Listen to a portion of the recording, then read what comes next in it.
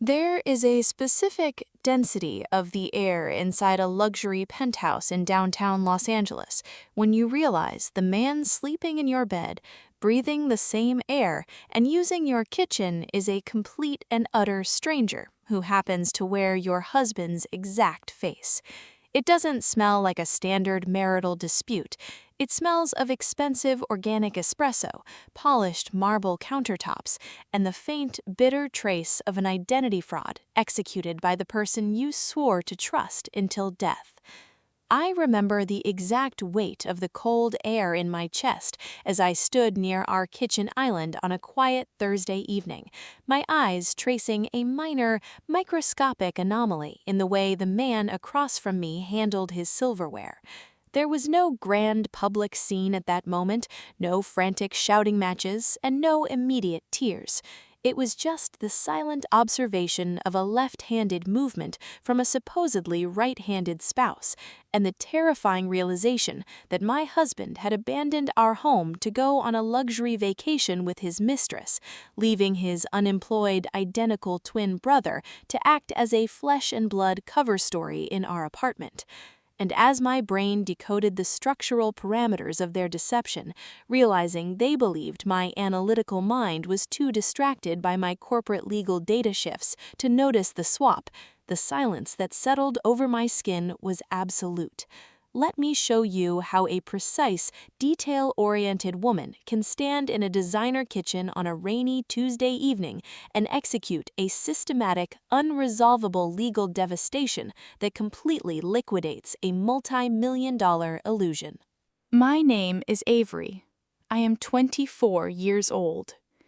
If you saw me analyzing corporate compliance logs behind the dual monitors at a prominent legal firm in the financial district of Los Angeles, you would see a highly precise, completely methodical woman. I have striking platinum blonde hair that I keep meticulously styled in neat waves, sharp ice blue eyes that have spent years auditing complex financial transactions, and a life measured entirely by the unyielding laws of data verification and documentation. I didn't inhabit a chaotic, disorganized world where things happened by accident. My home was a high-end contemporary apartment overlooking the glittering skyline of downtown LA, a space built on 4 years of absolute simple devotion and rigid domestic routine. I believed that this transparent, unvarnished routine was a total shield against the complex, deceptive malice of the world. My husband, Liam, was 24. He was a senior portfolio consultant at a boutique asset management firm, a man whose charm was smooth, corporate, and highly effective.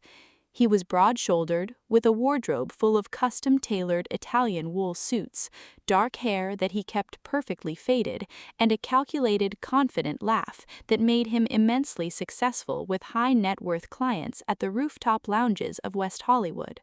He was the model of a dedicated, ambitious provider. He spent his weekends reviewing market projections, he never missed a client dinner, and he returned to our penthouse every evening with a tired but structured smile, kissing my forehead before reviewing our weekly household assets.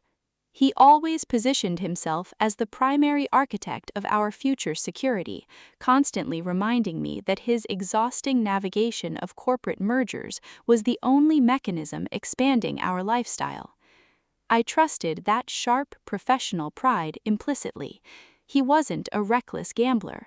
He was a man who lived by spreadsheets and numbers, and I believed that a man whose entire career depended on strict regulatory compliance couldn't possibly possess the chaotic, reckless cruelty required to forge his own identity inside his own home. But over the last quarter, the operational dynamics inside our apartment began to display minor erratic fluctuations. Liam's ordinary consulting shifts began extending late into the dark California nights.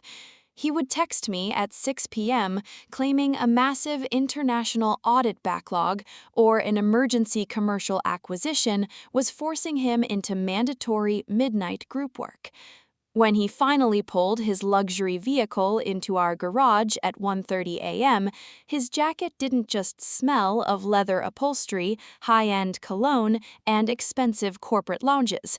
It carried a distinct chemical sweetness, the heavy, unmistakable scent of a specific luxury perfume that didn't match the clean, unscented products I required inside our living space. I didn't jump to frantic conclusions or initiate emotional confrontations. In my line of work, a suspicion without data is an invalid entry. I set his late-night protein meals aside, logged my hours for the firm, and kept the household operating with total, silent efficiency. I offered him an absolute, unvarnished loyalty, completely unaware that the man sleeping beside me was using my calculated predictability to map out an unthinkable domestic deception. The structural vulnerability in our family matrix was Liam's identical twin brother, Julian. Julian was the complete inverted mirror of my husband. Despite possessing the exact same facial structure, the same vocal cords, and the same dark hair, Julian was an unemployed, chronically unstable gambler who drifted through the low-end underbelly of the city, permanently looking for shortcuts to escape his mounting financial debts. Liam had spent years maintaining a strict distance from Julian, constantly telling me that his brother's lack of discipline was a toxic liability to our corporate reputation. I viewed Julian as a tragic, distant anomaly. I remember sitting on our balcony, watching Liam review his firm's compliance codes and feeling a deep sense of security that I was married to the stable twin. I had no idea that while Julian was drowning in high-interest debt, my husband was sitting in a luxury hotel downtown looking at his brother's identical features and calculating a cold financial transaction that would swap their identities for 5 days so Liam could fly to a resort in Cabo with his young corporate assistant without triggering a single notification on my shared location applications. Trust inside a highly organized modern home is often the most fragile asset because we assume that a shared routine is proof of shared loyalty. When you are focused on verifying corporate data, you don't suspect your partner is using his own biological twin to forge his physical presence in your kitchen. Have you ever realized that someone was using your trust in their face to commit a total fraud against your life? Tell me your experience below. The psychological audit initialized on a rainy Tuesday afternoon, precisely 48 hours after Liam supposedly returned from an emergency regional conference in San Francisco. My shift at the law firm required me to leave our penthouse strictly at 6:30 a.m., meaning my routine was completed before the morning traffic hit the highway. The man who woke up in my bed claimed his consulting meetings didn't initialize until the afternoon. I began noticing small domestic discrepancies that did not align with Liam's strict 4-year physical behavioral parameters. When he sat down at the marble counter for breakfast, he picked up his fork with his left hand, a movement he quickly corrected with a clumsy, awkward jerk when he saw me looking. The premium single-origin black espresso that Liam drank strictly without additives suddenly bypassed.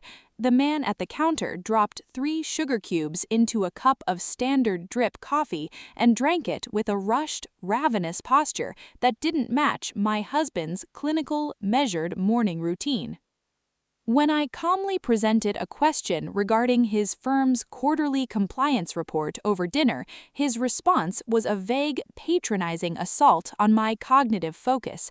He waved his hand, stared into my ice-blue eyes with an expression of forced, weary amusement, and shook his head. "Avery, you are overanalyzing things again," he said, his voice carrying the exact pitch of my husband's but lacking the sharp corporate vocabulary he had used for years. "You spend 8 hours a day auditing financial fraud logs in that law office, and it's clearly making you paranoid. You're tracking which hand I use for a fork now? It's just stress. Your job is making you imagine conspiracies in your own kitchen. You need to log off the servers and let me manage the household without your data checks." He used my professional background as a weapon to make me doubt my own observation. Within 24 hours, he attempted to reinforce the illusion by bringing home a heavy bottle of prescription sleeping aids, claiming he had consulted a virtual clinic doctor about my reported restlessness and delusional stress. "You're going to start taking these before bed, Avery," he ordered that evening, sliding the plastic container across the quartz nightstand. "I won't live in a house where my wife monitors my hand movements every time I work a double shift or change my coffee habits. If you're going to treat our marriage like a corporate audit, it's going to drive a wedge between us that we can't fix." The psychological threat was clear. He wanted my brain sedated so the illusion could operate without friction. That night, I placed the capsule under my tongue, waited for him to turn his back, and later spat it directly into the garbage disposal. I allowed him to believe his gaslighting had been a total success, while my mind sharpened into a cold, predatory ledger. I began a complete digital verification of our life. The forensic breakthrough materialized on Thursday afternoon. The man in my house was at the luxury gym downstairs on a cardio rehabilitation session, and I utilized my remote access codes to audit the localized cloud backup of our penthouse's automated smart home system. I bypassed the main security portal and pulled the raw audio files from the hidden microphone sensors built into our living room lighting fixtures. I ran a high-resolution vocal frequency comparison between the audio logs from 6 months ago and the audio logs from the past 3 days. The decibel levels and pitches were identical, but the linguistic syntax, the frequency of specific corporate filler words and sentence structures, showed a fundamental, catastrophic mismatch. It was an intentional, physical modification of reality, a human forgery. I extended the audit to our shared cloud server, tracking the location history of Liam's secondary business tablet. The device had been logged out of the local network 5 days ago, but the automated background synchronization from a high-end resort network in Cabo San Lucas, Mexico, had processed a single file backup before the location services were manually killed. It contained a flight manifest and an automated photo backup. I sat down at my desk, the sound of the California rain hitting the panoramic windows above me, and I opened the folder. It wasn't an executive conference report. It was a digital timeline of a complete identity-liquidating robbery. A series of synchronized text threads between Liam and Julian revealed the entire financial transaction. Liam, June 11th. The flight to Cabo leaves at 4 p.m. I left the spare keycard and $10,000 cash in the locker at the athletic club. Avery leaves for the firm at 6:30 a.m. sharp. All you have to do is sleep in the bed, wear my loungewear, and stay out of her office. She's completely buried in her legal data logs. She won't even look up from her laptop. If she asks about my finance meetings, just tell her the compliance review is confidential. I'll be back Tuesday night to do the swap in the lobby before she returns from her late shift. She'll never know the difference, and your debt is cleared. Julian, June 11th. Cash secured, bro. I'm already in the penthouse. The place is insane. She's downstairs fixing tea right now. Didn't even blink when I walked past the study. This girl lives like a machine. I'll play the part until Tuesday. Just make sure that corporate assistant of yours doesn't post any photos on public servers. If Avery audits the network logs, we're both dead. When you discover that your husband has substituted his own identical brother to act as a physical placeholder so he can cheat with impunity, the marriage terminates instantly. The deception loses all power because you hold the undeniable forensic blueprint of their fraud. If you found undeniable audio logs proving your partner swapped places with a twin to go on a secret vacation, Would you scream at the stranger in your living room, or would you wait for the exact moment of their secret swap to drop the trap? Let me know below. My pulse remained completely flat. I didn't lock the stranger out, I didn't confront the twin in our kitchen, and I didn't shed a single tear over the digital flight manifest. The realization that my entire domestic sanctuary was a calculated biological fraud stripped away every layer of emotional vulnerability, leaving only a cold, mechanical drive for absolute legal destruction. They believed my analytical nature made me blind to their physical reality, completely unaware that a data specialist always catches the anomaly. I compiled the digital vocal analysis, the synchronized Cabo network logs, the cash withdrawal statements from our joint account, and the security footage showing Julian entering the building when Liam was at the airport. I formatted the entire document into a comprehensive legal brief and forwarded it directly to the senior managing partners at my law firm and a specialist criminal defense attorney who handled identity theft, fraud, and unlawful entry. When the attorney verified that Julian's unauthorized presence in my home under a forged identity constituted multiple felony offenses, including criminal trespass and wire fraud, I placed the files on a secure drive and waited for the scheduled transition night. Tuesday evening arrived. It was the night Liam was scheduled to return from his conference and perform the secret identity swap with Julian inside the building's private garage before I returned from my late-night data shift. They believed the transaction would be seamless, that Julian would slip away with his cash and Liam would step back into his luxury life without a single trace left behind.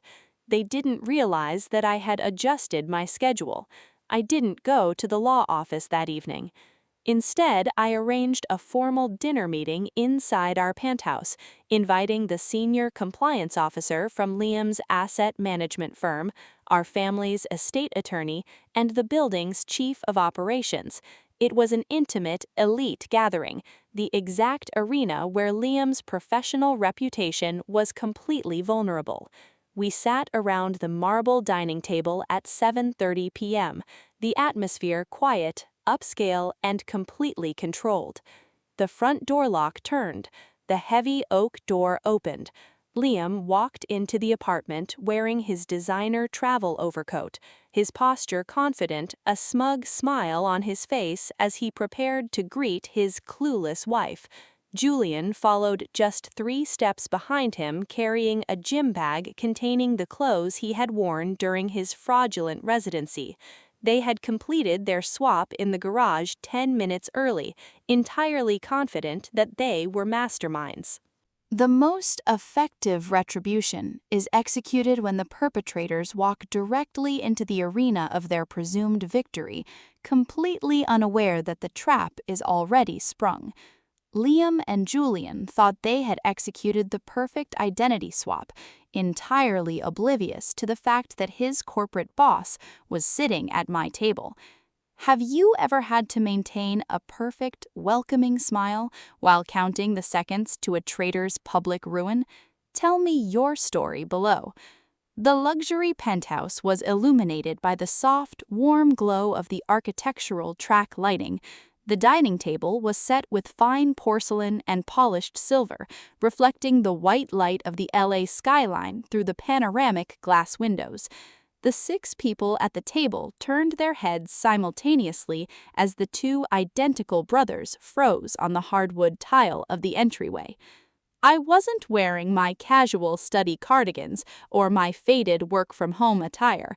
I sat at the head of the table wearing an incredibly striking, elegant, high-end white designer-tailored blazer with sharp, structured shoulders that caught the ambient light like a beacon.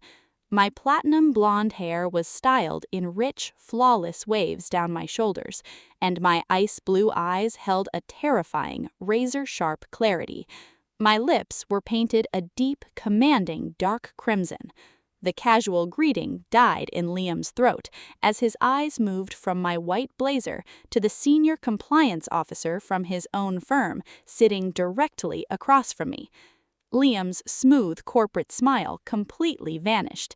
His knuckles turned white against his leather briefcase, a sudden primal panic flashing across his features as he saw the legal brief sitting open on the table next to the wine glasses. Avery? What is going on here? Liam stammered, his voice cracking as he looked at Julian, who was already backing toward the door.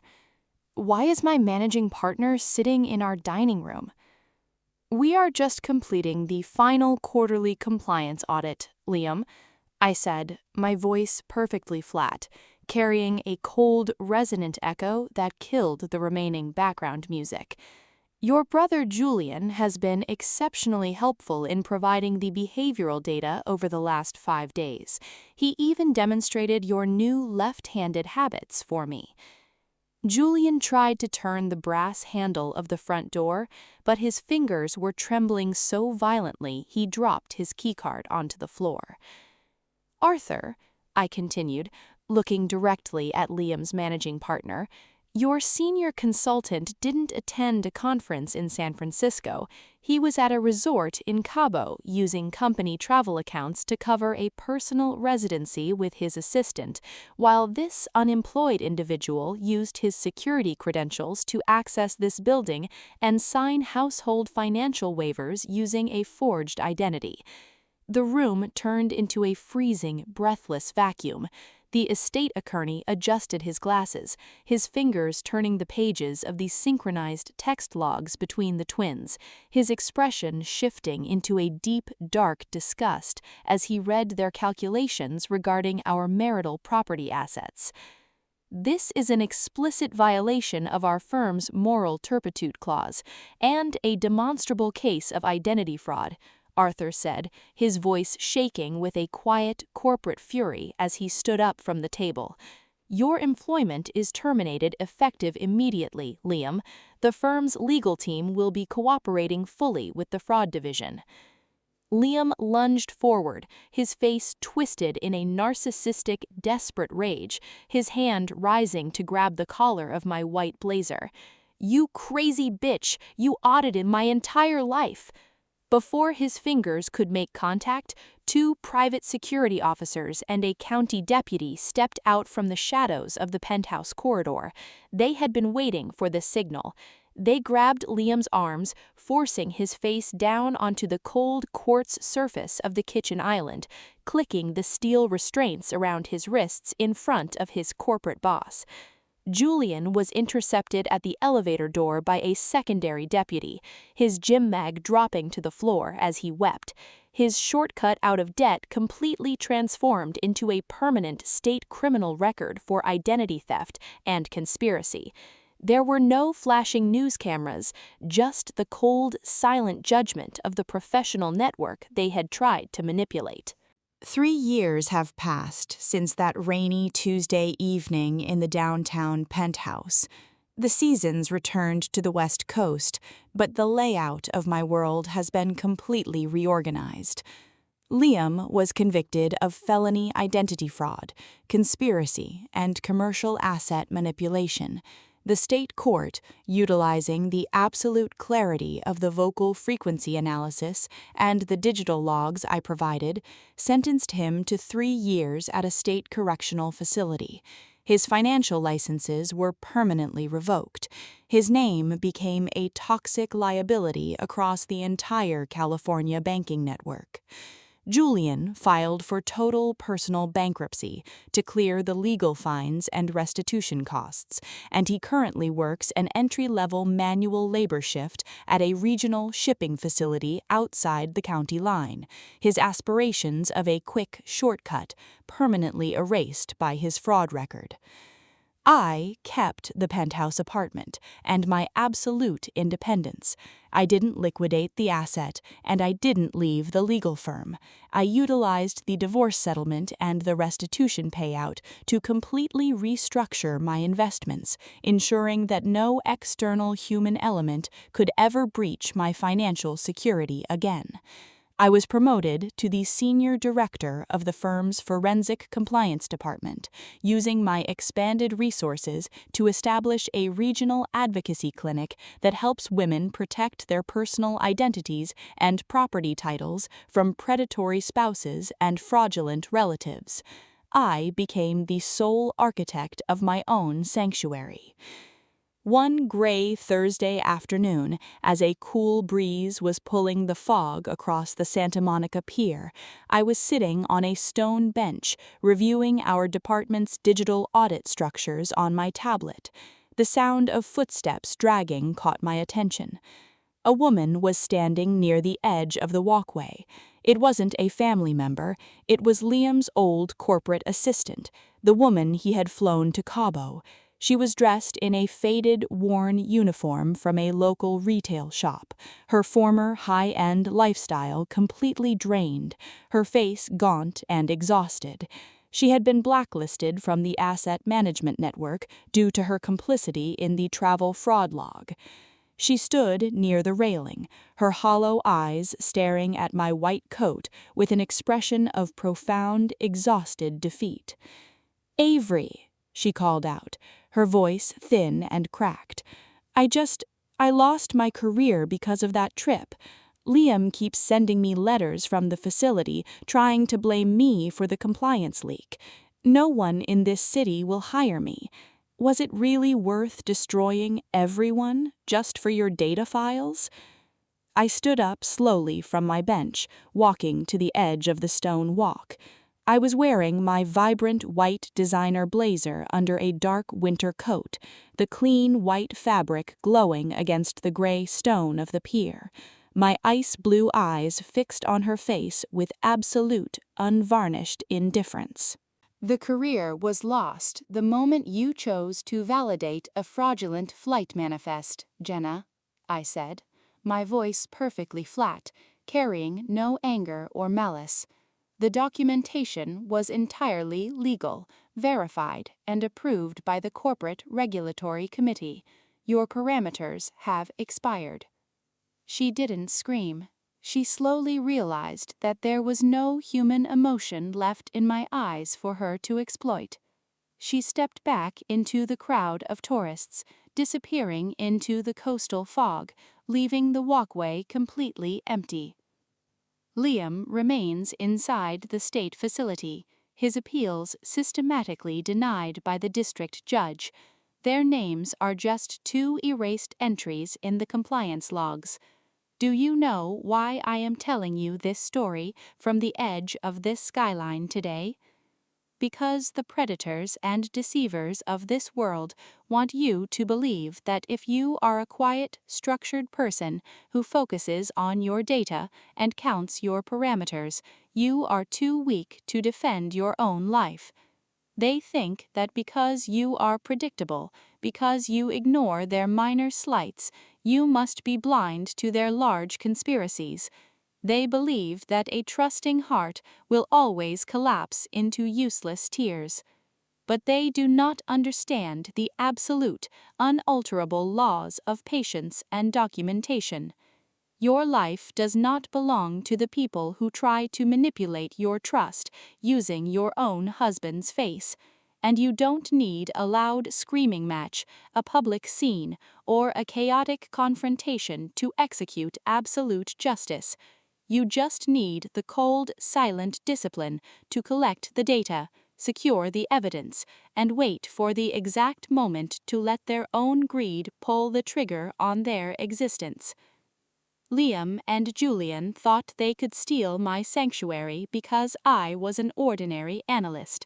They forgot the most basic rule of the compliance files. The woman who manages the logs always knows exactly how to liquidate the asset. I am Avery. The audit is finalized, the asset is secured, and my life finally stands on its own unshakable foundation. Now, I have a final question for you, the person listening to my voice in the quiet of your own room tonight. If you discovered your partner had substituted an identical twin brother to cover up his infidelity, Would you lose your temper and scream at a stranger in an empty living room, or would you wait patiently for their secret identity swap to drop the legal brief in front of their corporate boss? Tell me your strategy in the comments below. I am analyzing your logic.